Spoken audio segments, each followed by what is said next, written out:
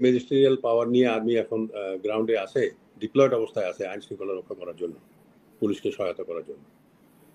তো কাজেই আমি অনুরোধ করব যাতে এই ধরনের ঘটনা না ঘটে, কারণ এই ধরনের ঘটনা যত ঘটবে সামনে আমাদের ইলেকশন তত বেশি দেরি হয়ে যাবে, সংস্কারের কাজ তত বেশি দেরি হবে। এই বিষয়গুলো কিন্তু আমাদেরকে মনে রাখতে হবে। এখন এই যে আলী রিয়াজ সাহেবকে যে দায়িত্ব দেওয়া হয়েছে আপনাদের সংবিধান সংগ্রহ করার জন্য, ইনি কিন্তু পাবলিকের সঙ্গে কথা বলতেছেন ওই ঘরোয়া, কিন্তু আমাদের তো মিডিয়া আছে রে ভাই, খবরের কাগজ আছে, আপনার ফেসবুক আছে, এক্স আছে, সেগুলোতে আপনারা পোস্টেড আউট করেন না কেন যে এই এই সংস্কার আমরা করতে চাই, আপনাদের মতামত দেন, তাহলে একটা পাবলিক ইনভলভমেন্ট হয়। আমরা চুপচাপ বসে আছি, কি যে হচ্ছে সবখানে একই রকম অবস্থা, এবং কারো কথা কেউ শুনতেছে না। পাবলিক যখন কোনো একটা উপদেষ্টা সম্বন্ধে সরকারকে বলছে, সরকার বলছে আমাদের ভুল ধরায় দেন, যখন ভুল ধরিয়ে দেওয়া হচ্ছে তার কোনো জবাব দেওয়া হচ্ছে না। তা আমরা তো সরকারের কাছ থেকে জবাব চাই, আমাদেরকে জবাব দিতে হবে রে ভাই। আপনারা ওখানে বসে আছেন, আমাদের টাকায় আপনাদের সংসার চলতেছে, গাড়িতে ফ্ল্যাগ লাগিয়ে ঘুরে বেড়াচ্ছেন, আর আমরা যেটা বলতেছি সেটা আপনারা শুনতেছেন না কেন? ওয়াই? সেটা শুনতেছেন না কেন আপনারা?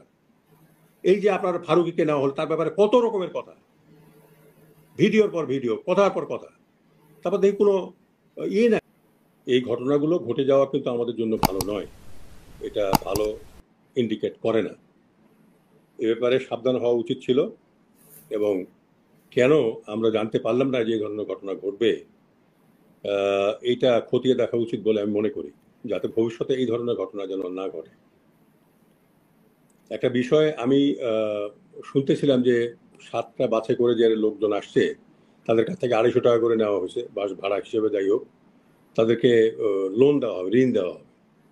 এখন এই ধরনের ঘটনায় এত মানুষকে সম্পৃক্ত করা হলো, ডিস্ট্রিক্ট লেভেলেও তো ইন্টেলিজেন্স অর্গানাইজেশনগুলো আছে, তো সেখান থেকে এই সংবাদগুলো কেন আসলো না, এবং কারা লোন দিবে এখন পর্যন্ত বোঝা যাচ্ছে না, কে দেবে। তো এই বিষয়গুলো নিশ্চয়ই এর পিছনে আছে, মানুষ আছে যারা এইগুলো ঘটাচ্ছে এই সরকারকে আপনার ব্যর্থ করার জন্য।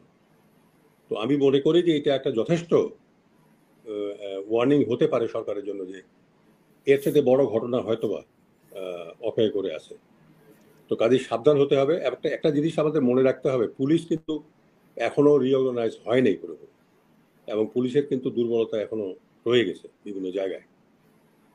তো সেদিক থেকে পুলিশের পক্ষে এই বিষয়গুলোকে হ্যান্ডেল করা, আর যাতে আমার আমার আমার আমার মনে হয় যে তাদের একটা কনফিডেন্স বিল্ডিং এর প্রয়োজন আছে, যে এরা যেন এই ধরনের প্রবলেমগুলোকে হ্যান্ডেল করতে পারে।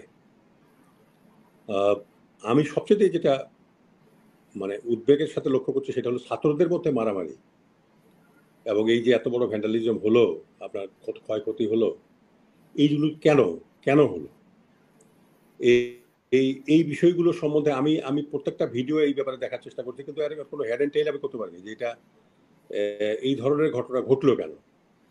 35 জনের মতো আহত হয়ে হসপিটালে গিয়ে ট্রিটমেন্ট নিয়েছে, কিন্তু ধোঁয়াশা সবখানে একটা, তার মানে এই ঘটনাগুলোর পিছনে একটা মাস্টার মাইন্ড কিন্তু আছে, এবং কোনোটার থেকে আলাদা নয়। এই লোন দেওয়ার নামে করে বাস ভর্তি করে লোক নিয়ে আসা, এই ছাত্রদের মধ্যে মারামারি, এই সব কিছু মিলেই কিন্তু এর পিছনে একটা ঘটনা আছে। এবং আমরা দেখতেছি, আপনি যদি প্রথম থেকে লক্ষ্য করেন, আনসার বিদ্রোহ, পুলিশ বিদ্রোহ, শ্রমিকদের বিদ্রোহ, তারপরে রিক্সা শ্রমিকদের এই যে বিদ্রোহ, এখন তো চেম্বার জাজ ওইটাকে স্টে করে দিয়েছে যে আপনার ওই যে 1 মাস পর্যন্ত ঢাকাতে ওই ব্যাটারি চালিত রিক্সা চলবে। তো যদিও সরকার একটা কথা আপিল করেছে, আমি দেখলাম আর কি টিভির স্ক্রোলে। এখন এই বিষয়গুলো সরকার কিভাবে দেখছে ওটা তো আমার পক্ষে বলা সম্ভব নয়, তবে যেটা আমি দেখতে পাচ্ছি সেটা হলো যে এই সম্বন্ধে আর্মিকে কাজে লাগানো যেতে পারে। কারণটা হলো আর্মি তো সারা বাংলাদেশে ডিপ্লয়েড আছে এবং প্রত্যেকটা ডিস্ট্রিক্টে আছে, তাদেরকে কাজে লাগানো যেতে পারে, এবং এইটা যাতে না ঘটে এই ধরনের একটা পদক্ষেপ আর্মিকে অবশ্যই গ্রহণ করতে হবে। কেননা যতটুকু আমি জানি যে ম্যাজিস্ট্রিয়াল পাওয়ার নিয়ে আর্মি এখন গ্রাউন্ডে আছে, ডিপ্লয়েড অবস্থায় আছে আইন শৃঙ্খলা রক্ষা করার জন্য, পুলিশকে সহায়তা করার জন্য। তো কাজেই আমি অনুরোধ করব যাতে এই ধরনের ঘটনা না ঘটে, কারণ এই ধরনের ঘটনা যত ঘটবে সামনে আমাদের ইলেকশন তত বেশি দেরি হয়ে যাবে, সংস্কারের কাজ তত বেশি দেরি হবে। এই বিষয়গুলো কিন্তু আমাদেরকে মনে রাখতে হবে। আর সংস্কার করার জন্য যেসব কমিশনারদেরকে সংস্কারের জন্য নিয়োগ দেওয়া হয়েছে কমিশন করে,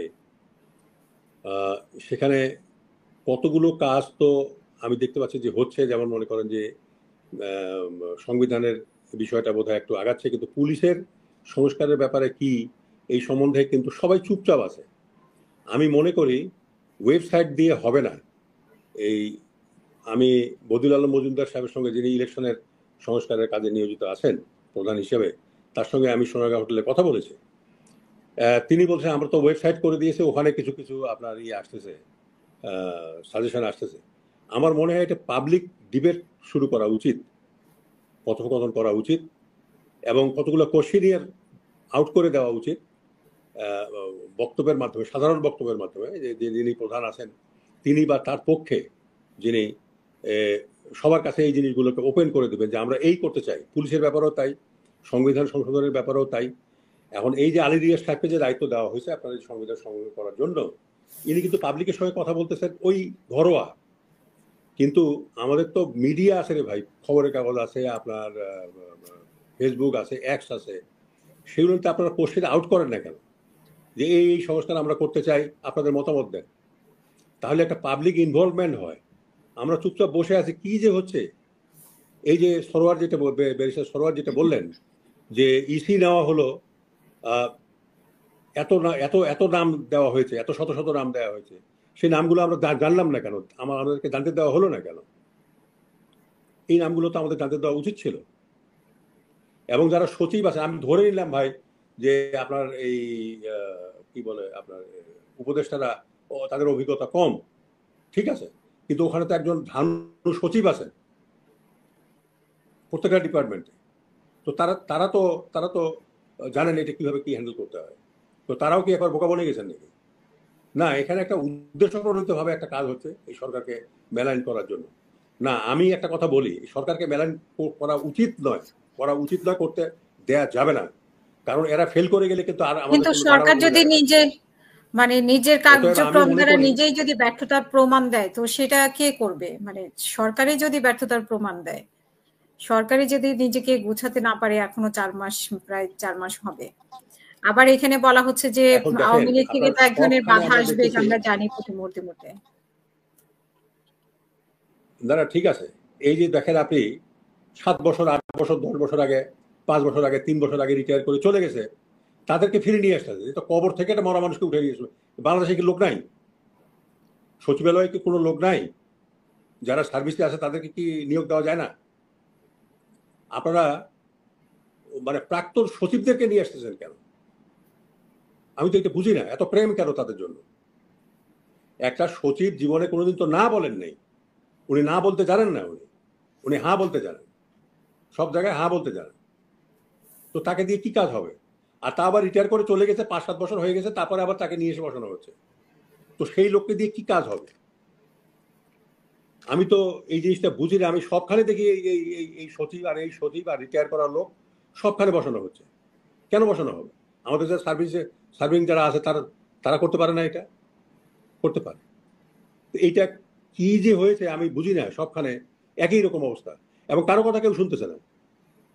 পাবলিক যখন কোনো একটা উপদেষ্টার সম্বন্ধে সরকারকে বলছে, সরকার বলছে আমাদের ভুল ধরায় দেন। যখন ভুল ধরিয়ে দেওয়া হচ্ছে তার কোনো জবাব দেওয়া হচ্ছে না। তো আমরা তো সরকারের কাছ থেকে জবাব চাই, আমাদেরকে জবাব দিতে হবে রে ভাই। আপনারা ওখানে বসে আছেন, আমাদের টাকায় আপনাদের সংসার চলতেছে, গাড়িতে ফ্ল্যাগ লাগিয়ে ঘুরে বেড়াচ্ছেন, আর আমরা যেটা বলতেছি সেটা আপনারা শুনতেছেন না কেন? ওয়াই? সেটা শুনতেছেন না কেন আপনারা? এই যে আপনার ফারুকীকে নেওয়া হল, তার ব্যাপারে কত রকমের কথা, ভিডিওর পর ভিডিও, কথার পর কথা, তারপর দেখি কোনো ইয়ে নাই। একজনকেও তো সেই স্বাস্থ্য উপদেষ্টাকে নিয়েও তো অনেক কথা হলো, ফারুকীকে নিয়ে কথা হচ্ছে, কিন্তু আমার কথা হলো আপনারা তাদেরকে পদত্যাগ করতে বাধ্য বলেন, পদত্যাগ করে অন্য মানুষ নেন, ভালো মানুষ নেন। যদি ভুল হয়ে থাকে বলেন যে ভাই ভুল হয়ে গেছে, আরো ভালো মানুষ নিচ্ছি। ভালো মানুষ তো নেওয়া হয়েছে, পরপরে ডক্টর খলিলকে নেওয়া হয়েছে, তারপর আরো কিছু লোককে নেওয়া। আমার কথা হলো যাদের বিরুদ্ধে আপনার অভিযোগ উঠছে তাদেরগুলো আপনারা বিবেচনায় নেন। আমরা তো এই সরকারের বিরুদ্ধে যেতে চাই না, আমি তো যাবই না, যত ফেলই করুক। কেন এই সরকার যদি ফেল করে যায় তাহলে কিন্তু আমার দাঁড়াবার কোনো জায়গা থাকবে না।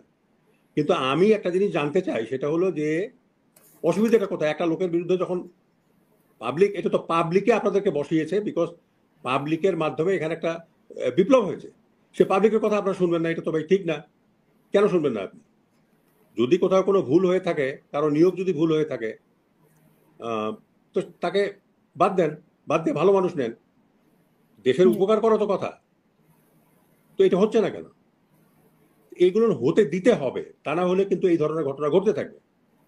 এই সুযোগগুলো কিন্তু লোকে গ্রহণ করছে। তা তো এই যে যে একটা মহা ঘটনা, 6-7টা বড় বড় ঘটনা, মারামারি ঘটনা ঘটে গেল। তো আমার কথা হলো, আমি সরকারকে অনুরোধ করবো যে আপনারা চোখ খোলেন, চোখ বন্ধ করে বসে থাকলে হবে না। চোখ খোলেন, দেখেন,